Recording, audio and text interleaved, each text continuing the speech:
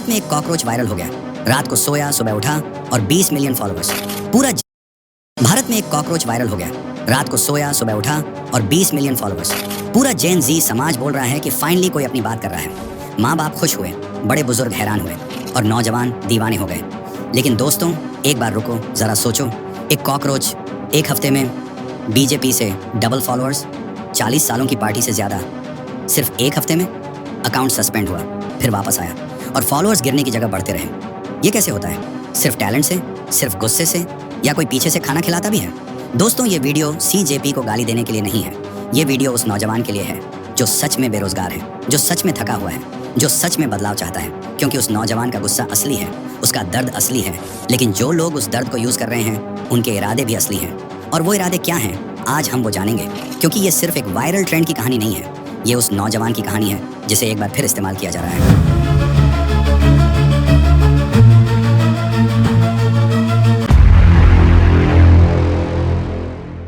15 मई 2026 को supreme court की एक हियरिंग थी। चीफ जस्टिस सूर्यकांत बेरोजगार युवाओं के बारे में बोले। उन्होंने कहा, there are youngsters like cockroaches who don't get any employment. ये सुनकर तुम गुस्से में आए तो सही आए। ये बात गलत थी, ये बात तकलीफदेह थी, ये बात नहीं बोली जानी चाहिए थी। और हम यहाँ खड़े होकर उस गुस्से को डिसमिस नहीं करेंगे, क्योंकि भारत में आज ग्रेजुएट अनएम्प्लॉयमेंट रेट है 29%। हर साल 80 लाख ग्रेजुएट्स निकलते हैं कॉलेज से और नौकरी है नहीं। नीट पेपर लीक हुआ, एग्जाम्स कैंसिल हुए, सपने टूटे।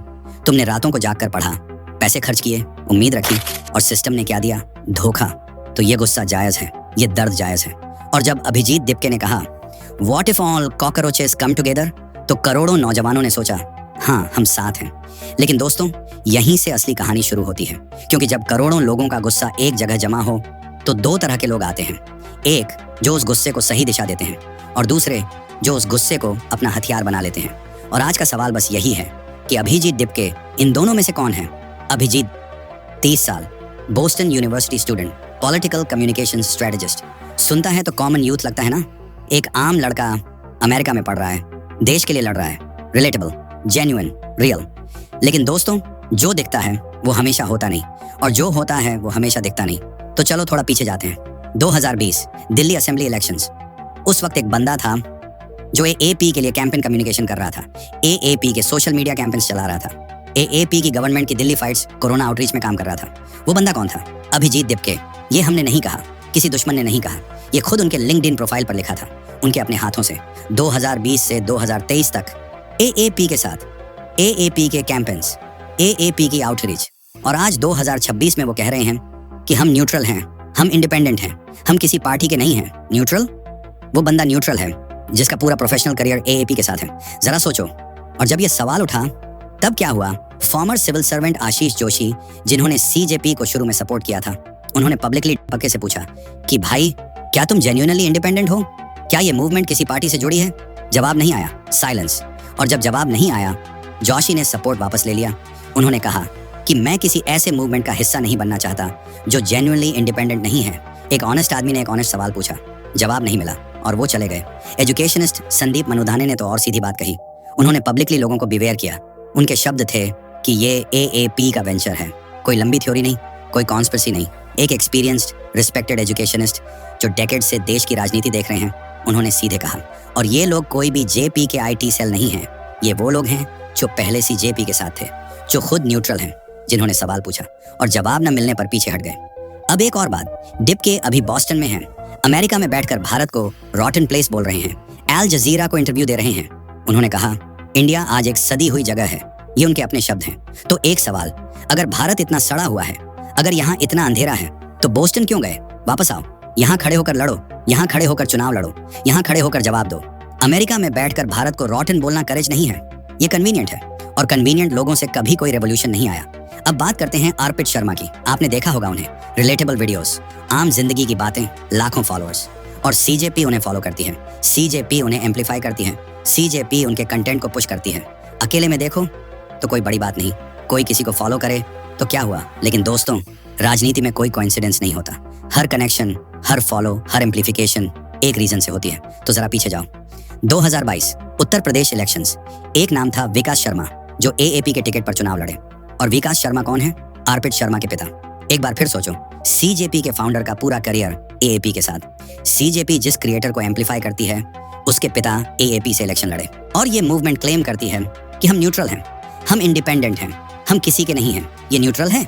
एक तरफ फाउंडर का एएपी कनेक्शन, दूसरी तरफ एम्पलीफायर का एएपी कनेक्शन, दोनों तरफ से एक ही धागा, एक ही रंग, एक ही पार्टी, और बीच में खड़ा है भारत का वो नौजवान जो सच में बेरोजगार है, जो सच में थका हुआ है, जो सच में बदलाव चाहता है। और उसे बताया जा रहा है कि ये तुम्हारी मूवमेंट है, ये तुम्हारी आवाज है, ये तुम्हारा कॉकरोच है।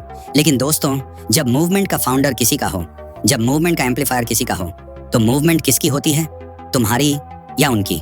ये सवाल अनकंफर्टेबल है, लेकिन ये सवाल जरूरी है, क्योंकि तुम्हारा गुस्सा तुम्हारी ताकत है और तुम्हारी ताकत को कोई और अपने काम में न लगाए, ये तुम्हारी जिम्मेदारी है। अब आते हैं सबसे बड़े सवाल पर। 20 मिलियन फॉलोअर्स एक हफ्ते में। जरा कंपेयर करो, बीजेपी 40 साल पुरानी पार्टी, देश की सबसे बड़ी पार्टी, करोड़ों कार्यकर्ता, हजारों नेता, दशकों की मेहनत, इंस्टाग्राम फॉलोअर्स 10 मिलियन। कांग्रेस 140 साल पुरानी पार्टी, आजादी की लड़ाई से जुड़ी, नेहरू से राहुल तक, इंस्टाग्राम फॉलोअर्स 13 मिलियन। और सीजेपी 7 दिन पुरानी, एक बंदे ने बनाई, बॉस्टन में बैठकर 20 मिलियन फॉलोअर्स। दोस्तों, मैं तुमसे कोई थियरी नहीं बेच रहा, मैं सिर्फ एक सवाल पूछ रहा हूँ, क्या ये पॉसिबल है ऑर्गेनिकली, नेचुरली, बिना किसी मशीन के? अब एक और बात सुनो, अकाउंट सस्पेंड हुआ एक रात में 2 बार, और जब सस्पेंड हुआ तो फॉलोअर्स क्या गिरे? नहीं, बढ़ते रहे। 9 मिलियन से 11 मिलियन सस्पेंशन के बाद। सोशल मीडिया का एक बेसिक रूल है, जब अकाउंट सस्पेंड होता है तो नए फॉलोअर्स नहीं आते, रीच रुक जाती है, ग्रोथ रुक जाती है। लेकिन यहाँ सस्पेंशन के बाद भी ग्रोथ, सस्पेंशन के बाद भी नंबर्स, सस्पेंशन के बाद भी मोमेंटम। ये कैसे होता है? इसका एक ही जवाब है, या तो प्लेटफॉर्म का कोई बहुत बड़ा ग्लिच था या कुछ और चल रहा था। और अब आते हैं उस सवाल पर जो सबसे ज्यादा अनकंफर्टेबल है। बीजेपी एमपी निशिकांत दुबे ने पब्लिकली पूछा कि डिप के बॉस्टन किसके पैसे से गए? क्या सोरोस फाउंडेशन कवर कर रही है? सीनियर एडवोकेट महेश जेठमलानी ने कहा कि ये एक पॉलिटिकल लैब प्रोजेक्ट है, ये ऑफिशियली प्रूव नहीं हुआ। हम नहीं कह रहे 100% सच है, लेकिन सवाल पूछा गया और जवाब आज तक नहीं आया। एक ऑनेस्ट आदमी चुप नहीं रहता, वो अकाउंट्स दिखाता है। डिपके ने क्या किया? साइलेंस। और राजनीति में साइलेंस कभी इनोसेंट नहीं होता। अब एक और बात, डिपके ने खुद अल जजीरा को बताया कि उन्होंने सीजेपी बनाने में क्लाउड और चैट जीपीटी जैसे एआई टूल्स यूज किए, मैनिफेस्टो बनाया, डिजाइन बनाया, लुक बनाया 24 घंटे में एआई से। अब सोचो, एक मूवमेंट जो क्लेम करती है कि ये तुम्हारी आवाज है, ये तुम्हारा दर्द है, ये तुम्हारा गुस्सा है, वो मूवमेंट एआई ने 24 घंटे में डिजाइन की। तुम्हारा दर्द रियल है, लेकिन जो उस दर्द को पैकेज कर रहा है वो एआई है, वो एल्गोरिदम है, वो एक केयरफुली क्राफ्टेड पॉलिटिकल प्रोडक्ट है। और तुम उस प्रोडक्ट के कस्टमर हो या उस प्रोडक्ट का हिस्सा, ये तुम्हें डिसाइड करना है। अब सबसे जरूरी बात, फॉलोअर्स का सवाल पूछा, फंडिंग का सवाल पूछा, एएपी कनेक्शन दिखाया। लेकिन दोस्तों, इन सबसे भी बड़ा खतरा वो है जो सीजेपी तुम्हारे दिमाग में डाल रही है रोज चुपचाप, बिना तुम्हें पता चले। सीजेपी का मैनिफेस्टो क्या कहता है? अंबानी अडानी के लाइसेंस कैंसिल करो, इलेक्शन कमिश्नर को यूएपीए में अरेस्ट करो, हर बड़ी इंस्टीट्यूशन पर हमला, और टारगेट हर बार एक ही तरफ। ये न्यूट्रल मूवमेंट है। असली खेल रील्स में होता है 3 तरीकों से। पहला, हर बड़ी इंस्टीट्यूशन को करप्ट दिखाओ। कोर्ट करप्ट है, इलेक्शन कमीशन करप्ट है, मीडिया करप्ट है, आर्मी पर सवाल, कॉन्स्टिट्यूशन पर सवाल, रोज मीम के बाद मीम, जब तक तुम खुद मान लो कि इस देश में कुछ सही नहीं।